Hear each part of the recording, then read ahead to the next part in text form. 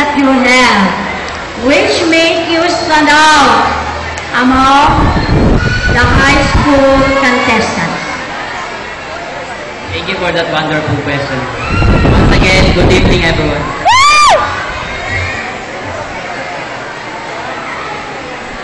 Three qualities that you have that make you stand out among all the gentlemen contestants in the high school department.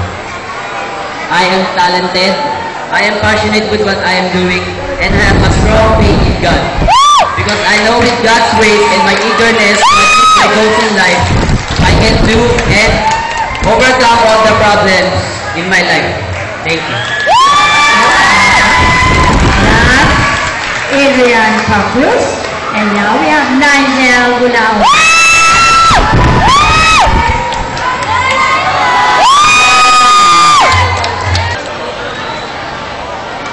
Question. Anything you like it?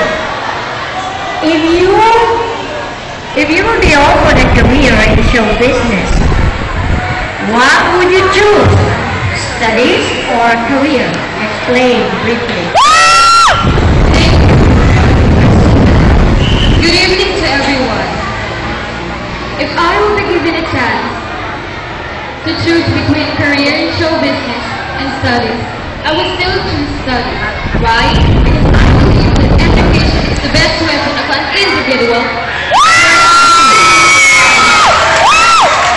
Yes, in show business you have money, but it's not for a lifetime.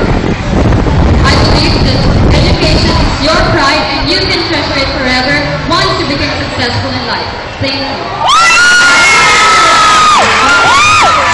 So study first before you go to channel 2 or channel 7 or any channel.